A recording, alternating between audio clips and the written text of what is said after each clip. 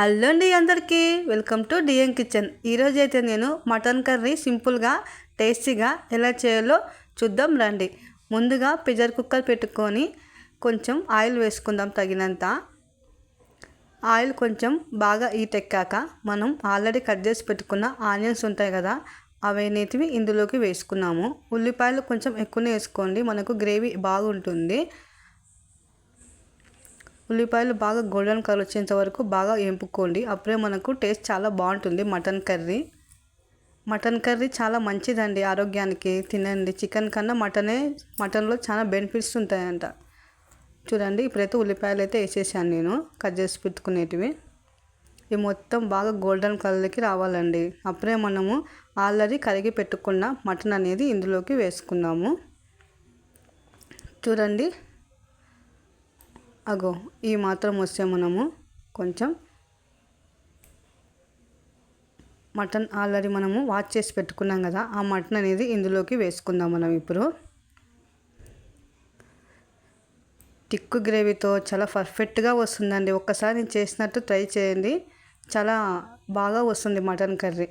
కొంచెం లివర్ ఎక్కువనే కొట్టించుకోండి మటన్లో, చాలా అంటే చాలా బాగుంటుంది మటన్ లివర్ని కూడా సపరేట్ మనము ఫ్రై చేసుకుంటే కూడా చాలా అంటే చాలా బాగుంటుందండి. మటన్ లివర్ కానీ మటన్ గ్రేవీ కండ కానీ చాలా అంటే చాలా బాగుంటుంది.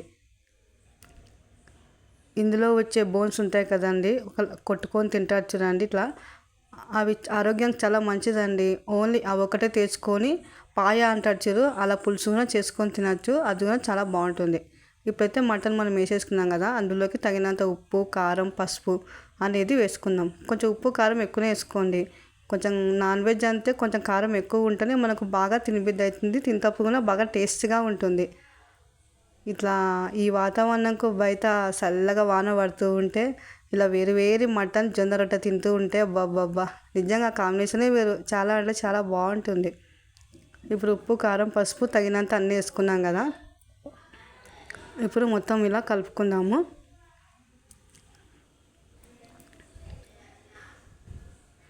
మసాలా ఐటమ్స్ ఎక్కువైతే వేయట్లేదండి. మసాలా ఐటమ్స్ ఎక్కువ వేస్తే మసాలానే ఉంటుంది మనకు. మటన్ గ్రేవీ అనేది ఎక్కువ ఉంటే బాగుంటుంది, కానీ మసాలా ఎక్కువ వేసినామనుకో మనకు మటన్ ఫ్లేవర్ అంతగా తెలియదు. ఉప్పు, కారం, పసుపు వేసాం కదా, అది బాగా నూనెలో మటన్కి బాగా పట్టుకొని మొగ్గాలండి, అప్పుడే మనకు మటన్ బాగా టేస్ట్గా ఉంటుంది తింటప్పుడు.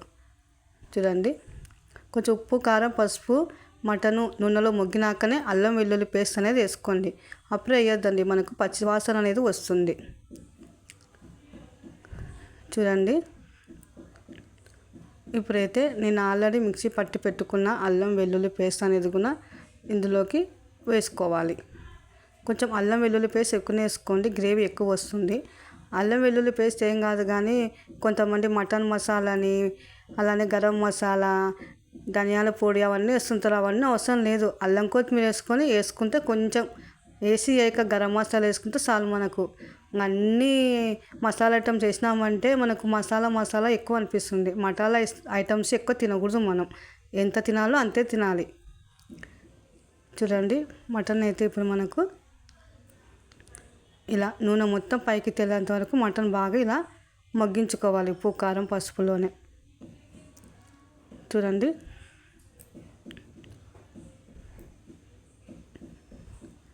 ఇప్పుడు మనము ఇందులోకి కొంచెం అల్లం వెల్లుల్లి పేస్ట్ అనేది వేసుకుందాము. చూడండి, ఇప్పుడు ఒకసారి మొత్తం కలుపుకుందాం మనము ఈ అల్లం వెల్లుల్లి పేస్ట్ అనేది మటన్లో. ఈ అల్లం వెల్లుల్లి పేస్ట్ మటన్కి బాగా పట్టుకొని మొత్తం డ్రై కావాలండి. మటన్ మొత్తం ఇంకా ముక్కకు అనేది ఈ మసాలా మొత్తం పట్టుకొని మొత్తం ఇంకా మనకు కొంచెం ఉంటే మారిపోతుందేమో అన్న తట్టు ఉంటుంది చూడు, అంతవరకు మనము అల్లం కొత్తిమీర అనేది మటన్లో ఫ్రై చేసుకోవాలి, అప్పుడే మనకు పర్ఫెక్ట్ టేస్ట్ అనేది ఖచ్చితంగా వస్తుంది. మన నాన్నమ్మల కాలంలో చాలా బాగా చేసేవారు నాన్ వెజ్, ఇప్పుడు అంతా చేస్తారులే కానీ వాళ్ళ టేస్టే వేరు. చూడండి, ఇలా మొత్తం ఇలా మొగ్గాలండి మనకు, అప్పుడే మటన్ కరెక్ట్గా మొగ్గినట్టు లెక్క. చూడండి, ఇప్పుడు ఒక టమోటా కూడా వేసినాము మనమైతే.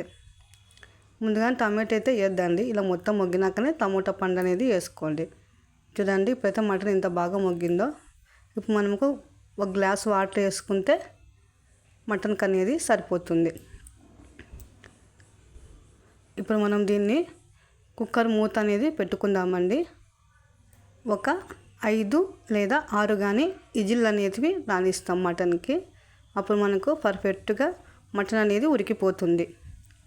మటన్కి కొంచెం విజిల్ ఎక్కువ పెట్టుకుంటేనే మేలండి, లేకుంటే గట్టిగా ఉంటుంది.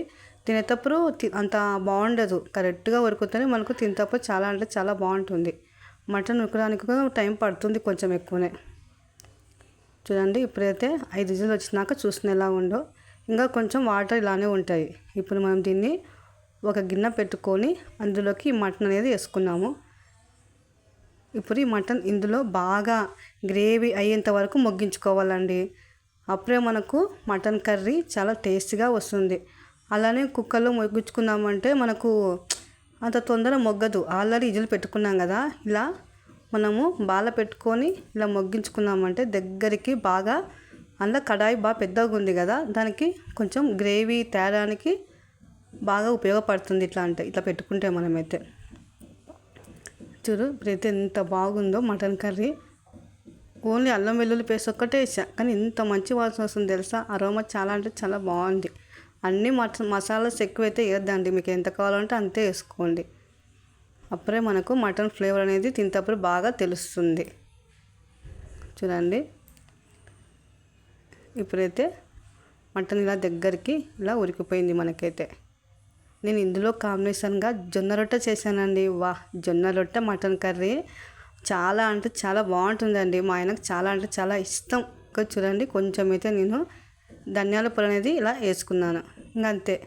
ఇంకా నేను ఏ మసాలా ఐటమ్స్ అయితే వేయట్లేదండి. మటన్ మసాలా అవేమైతే వేయట్లేదు. అల్లం, కొత్తిమీర, కొంచెం ధనియాల పొడి, అంతే. మంచిగా అంటే చాలా ఫ్లేవర్తో, మసాలా లేని ఫ్లేవర్తో చాలా అంటే చాలా బాగుంటుంది మటన్ కర్రీ మనకైతే. ఇలా ఫైనల్గా మనము కొత్తిమీర వేసుకుంటే మనకు సింపుల్గా మటన్ గ్రేవీ కర్రీ మనకైతే తయారు అయిపోతుంది. ఇంకా చూడండి, అంతే అండి. సింపుల్గా మటన్ గ్రేవీ కర్రీ బాగుందా?